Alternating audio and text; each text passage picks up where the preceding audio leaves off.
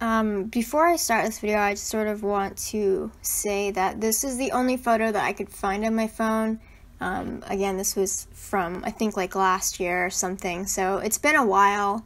I wish that I had other photos, maybe up-close photos, and it does, I know that it looks like something that you could like scrub off or clean off. It might just look like a white line, but it's not. It's definitely not something that you can just wipe away or anything like that.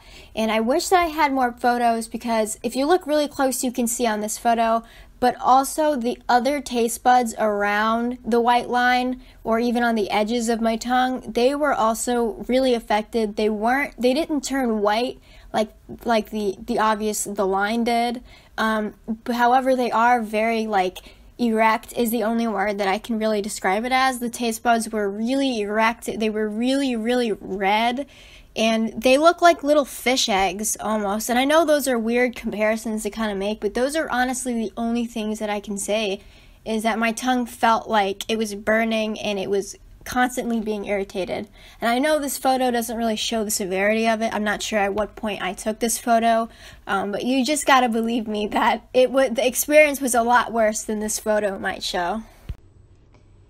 Hey guys, how you doing? I'm just making this video as a cautionary tale to anybody out there that eats dried ramen.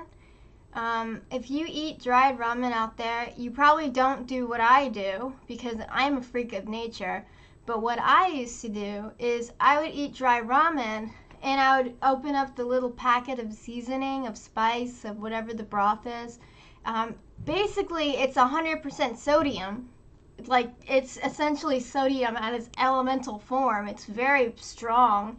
And because it's just powder, you know, when you don't mix it with water, it doesn't dilute. So it's literally its most concentrated form. And I would just I would break up the ramen dried, and I would just dip it in the powder and eat it. And sometimes I would just dip my finger in there and eat it. And I would do this probably a couple times every day for maybe a couple weeks. I really don't remember, because usually when I like to eat something, I'll eat it every single day for a month, and then I'll hate it. So that's basically how I am. So I sort of cycled through a bunch of different stupid foods like that. But this one is dry ramen, so that's what I was doing. And it happened really quickly, honestly. I guess there's only so much your tongue can physically take of putting pure sodium on it all the time, because I noticed that my tongue was burning so bad. It felt like pins and needles. It felt like it was seriously burning. And there was this big white line in the middle of it, which was really weird. And it was almost like the taste buds died, in one straight line. And they were all white corpses. And I ended up going to I had to go to a specialist. It was a throat and ear doctor, ear and throat doctor, something like that. Throat, ear, nose doctor, I think is what it was. I don't know, it was something like that. And she was like, oh, I've never seen this before. And you never want to hear that when you're at the ear, nose, and throat doctor. And she basically said that I told her what had happened, and she thought that it was a chemical burn, and that's what it is. It was a chemical burn because of literally putting this powder on my tongue every day, a couple times a day or whatever. So I actually chemically burned my tongue, so that's why I still have a scar, but that's why it was white. I think it was because those taste buds were just actually dead, you know? And she said that if the pain, because at this point the pain had sufficed where it felt lumpy, it felt swollen a little bit.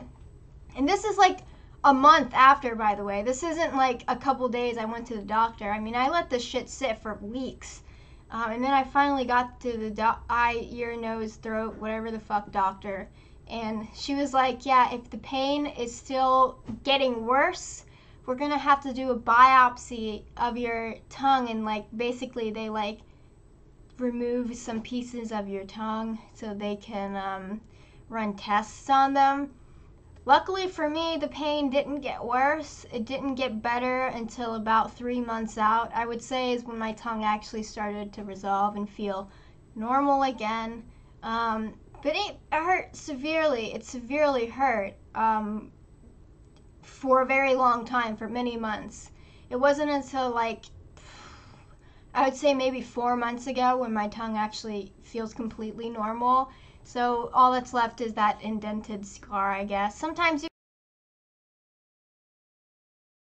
can see it in the right light, it's white, but a lot of times it just looks like a little crack, and that's really it. But yeah, that's all I have to say. I got chemically burned. It's my fault because I'm a dumbass. You're not supposed to eat it like that, but if anybody does eat it like that, you're probably not eating it twice a day, every day, but just be aware that you don't fuck around with that shit. Alright, bye.